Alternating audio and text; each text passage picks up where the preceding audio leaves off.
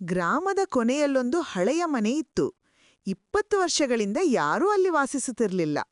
ಒಂದು ರಾತ್ರಿ ರಾಹುಲ್ ಮತ್ತು ಆದಿತಿ ಆ ಮನೆ ಮುಂದೆ ನಿಂತಿದ್ದರು. ಅವರು ಒಳಗೆ ಹೋದ್ರು. ಅವರಿಗೆ ಒಂದು ಕುಟುಂಬದ ಫೋಟೋ ಕಂಡಿತು. ಆದಿತಿ ಅದನ್ನು ಮುಟ್ಟಿದಳು. ಆಕೆ ಭೂತಕಾಲವನ್ನು ನೋಡಿದಳು. ಡಾಕ್ಟರ್ ಅರವಿಂದ್, ಲಕ್ಷ್ಮಿ ಮತ್ತು ಅನನ್ಯ ಸಂತೋಷವಾಗಿದ್ದರು. ಆದರೆ ಒಂದು ರಾತ್ರಿ ಅನನ್ಯ ಬಿದ್ದು ಸತ್ತಳು. ಡಾಕ್ಟರ್ ಅರವಿಂದ್ ವಿಧಿ ಮಾಡಿದರು. ಅವಳು ಮರಳಿ ಬಂದಳು. ಆದರೆ ಅವಳು ಮನುಷ್ಯಳಾಗಿರಲಿಲ್ಲ. ಆದಿತಿ ಪ್ರಸ್ತುತಕ್ಕೆ ಮರಳಿದಳು. ಅವರ ಹಿಂದೆ ಅನನ್ಯ ನಿಂತಿದ್ದಳು. ಅವರು ಓಡಲು ಸಾಧ್ಯವಾಗಲಿಲ್ಲ. ಅನನ್ಯ ನಿಧಾನವಾಗಿ ಅವರ ಕಡೆಗೆ ನಡೆದು ಬಂದಳು. ರಾಹುಲ್ ಆದಿತಿಯ ಕೈ ಹಿಡಿದ. ಆದರೆ ಅವರಿಗೆ ಚಲಿಸಲು ಸಾಧ್ಯವಾಗಲಿಲ್ಲ. ಅವರ ಹಿಂದೆ ಡಾಕ್ಟರ್ ಅರವಿಂದ್ ಮತ್ತು ಲಕ್ಷ್ಮಿ ನಿಂತಿದ್ದರು. ಅವರು ಜೀವಂತರಾಗಿರಲಿಲ್ಲ. ಅವರು ಆತ್ಮಗಳಾಗಿದ್ದರು. ಅವರು ರಾಹುಲ್ ಮತ್ತು ಆದಿತಿಯನ್ನು ಮುಟ್ಟಿದರು. ಆ ಕ್ಷಣದಲ್ಲಿ ರಾಹುಲ್ ಮತ್ತು ಆದಿತಿ ನೆಲಕ್ಕೆ ಬಿದ್ದರು.